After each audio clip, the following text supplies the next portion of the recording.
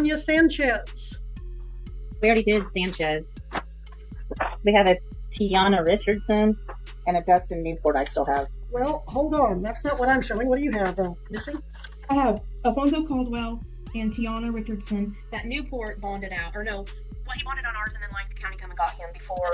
Okay, he was taken off the docket. Welcome back to Court Watch, where we bring you the most revealing and thought-provoking moments from courtrooms across America. Today's spotlight takes us to a quiet Kansas town, Eureka, where an ordinary court session became anything but routine. What was supposed to be a simple hearing in Greenwood County Magistrate Court turned into a heated and unforgettable exchange between Judge Phyllis Webster and County Attorney Jill Gillette as cameras rolled. The hearing started off uneventfully, a standard review of defendants who had failed to appear. But beneath the surface of that routine task lay a serious procedural problem waiting to unfold. When Judge Webster discovered that critical paperwork was missing, the very documentation required to prove those defendants had been properly notified, everything changed. Without that proof of service, she explained, she had no legal grounds to issue warrants or take further action. The law, as she reminded the court, demands more than assumptions, it demands evidence. That simple observation placed responsibility squarely on the county attorney's office, and it struck a nerve. What followed was an unexpected back and forth between the bench and the prosecution table, a clash that tested not only legal boundaries but also professional composure. The prosecutor, visibly frustrated, asserted that she was protected by prosecutorial immunity, a claim meant to shield her from being held in contempt. But Judge Webster was quick to remind her of an important distinction. Immunity in civil lawsuits doesn't mean freedom from accountability inside the courtroom. Judges, under Kansas law, retain authority to maintain order and discipline, and no exception exists for prosecutors. The tension grew as both women stood firm in their positions, one defending the principles of due process, the other defending her professional role. The exchange served as a rare glimpse into how fragile courtroom decorum can become when legal interpretation collides with emotion and pride. Now, what did I do? Mix up Tanya Richardson and Sanchez? And no one mentioned that I was using the wrong name? You were using the right name. Well, and these are my couple, but I don't have anything filed to show that they have to be in court. I don't have a summons. I don't have a uniform notice to appear issued by the officer in the ticket. Judge, the girls filed the ticket earlier today. Okay, let me see if it's, maybe I just need to double check. Tickets were issued January 23rd, 25 at 20:59 hours. Okay, well, let me make sure they made it to the file because I'm not seeing that. I don't see that, Ms. Gillette, until I have filed verification that they had noticed this hearing. I'm not finding that. You're sure they filed them? Arlene was the one who did it for us. No, Missy, do you have that where you can look at it? Because I am not seeing it filed. Maybe I need to. No, I think I've already refreshed to see if they've been added. What was that, Missy? I said they're not showing up in the case yet. I don't know if upstairs hasn't approved them or what's going on. I can check. Would you check? We'll take just a real quick recess because I don't have anything in the file to show they have noticed the hearing, so I can't take any action for their failure to appear with that. Arlene's going to bring the unfiled copy upstairs, Your Honor, but they were submitted this morning by Jessica. I need the originals. You're thinking the originals are on file somewhere or waiting to be filed? See what Missy finds. Maybe they'll find the originals. What, Judge? I'm sorry, I'm back now. Well, she said they'll bring up, if I understood Ms. Gillette right, they're bringing up copies, but where are the originals? I think I actually have a copy because I was asking them today about it, so Well, I can print you off the copies that I got sent. copies. I need original documentation that these people had noticed of this hearing, either in the form of a returned summons or a citation. And I don't have anything to show that they know about this hearing today. Your Honor, the citations, we get a Xerox of them. We don't get the originals. The originals normally stay either in the file with the sheriff's office now or they go straight upstairs. But this had to be long formed because it's marijuana. And so... Well, even with the long form, I would accept... You don't have the originals, Arlene? You have copies? Have those been filed with the clerk? Yes.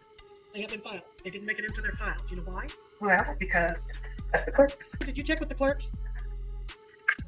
Yes, I just checked with them and they do not have them. They're not in the queue to approve.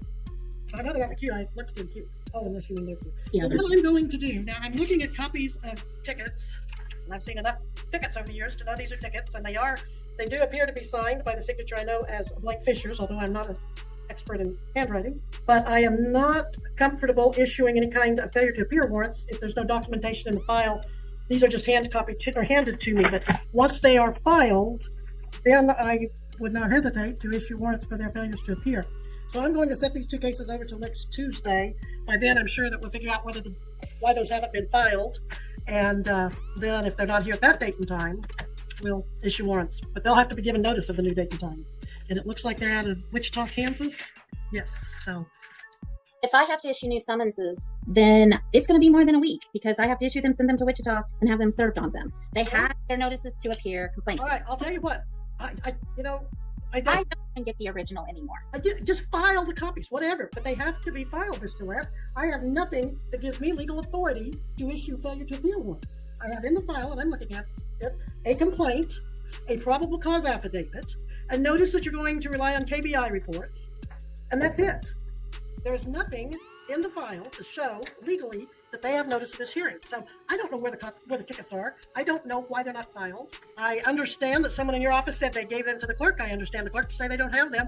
I don't know where they are, but I do not have them, so I cannot issue any kind of warrant for failure to appear. In fact, if you find them and get them in there even today, we can deal with it today rather than trying to issue summonses. Get me something I can legally use. Otherwise, I thought Sheriff Samuelson asked him if he can bring the originals out of his file. I'm not telling you have to do the originals. I'm just telling you, Ms. Gillette, I cannot legally issue a warrant. And you know I have to have verification before I issue a warrant. And we emailed them to your staff who has them this morning. They were sent to My secretary is not the clerk of the district court. My secretary is not the custodian for them. They have to be brought filed. it up to you. I'm not going to argue with you. Well, you better not. We'll just take it up later. Ms. Gillette, who is the judge here? I am not going to accept your behavior. You're putting me in a position where I'm going to have to find you in contempt of court if you're going to act like this. I don't have the original, Judge. I can't get it to you. We filed them this morning. That's all I can tell you. Ms. Gillette, you are not listening to me. And you're being contemptuous? The state has contempt immunity. We already briefed this. If you would like us to get them filed again, we will You file. have contempt immunity? Do you have ethical immunity? That you can talk to a judge any way you want and have no repercussions? Is this what you're saying? Whoever has them, and we'll see if we can get them to you. We will get them filed. And we will finish this later, Ms. Gillette. At this time, Missy, it looks like Ms. Gillette has decided to remove herself from the hearing. As I said, this matter is not over and it will not be tolerated. But for now, we will be in recess. Judge Webster's refusal to move forward without documented proof wasn't stubbornness, it was principle. Her decision upheld one of the most vital foundations of justice. No person should face legal action without proper notice. Kansas law explicitly requires proof that a defendant was informed of their obligation to appear before a warrant can be issued. By holding the line, the judge demonstrated how accountability begins with procedure, even when the system itself falters. Miss Gillette's claim of immunity, while rooted in the well-known 1976 Supreme Court case Imbler v. Pacman, missed an important context. That ruling protects prosecutors from civil lawsuits when acting within their duties, not from a judge's authority to maintain respect and order within her courtroom. Kansas statutes make that power clear, and long-standing precedent confirms that even attorneys must answer for conduct deemed discourteous or disruptive in court. Although records don't show whether any formal discipline followed, later proceedings suggest both professionals managed to restore a working relationship.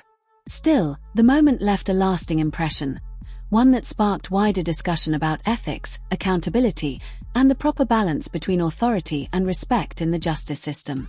In truth, this confrontation wasn't just about missing paperwork or heated words. It was about preserving integrity in a space where fairness depends on rules being followed by everyone: judges, prosecutors, and defendants alike. Judge Webster's insistence on due process reaffirmed that no office, no title, and no amount of pressure excuses shortcuts in justice. At the same time, Miss Gillette's frustration reminds us that behind every role is a human being, one capable of error, emotion, and recovery. And that's what makes this case worth watching. It shows that true justice isn't just about verdicts or statutes, it's about professionalism, accountability, and respect for the law itself. If you value seeing the truth unfold inside America's courtrooms, stay with Court Watch. Don't forget to like, subscribe, and share your thoughts below, because public awareness is the first step toward keeping our justice system transparent and fair for everyone.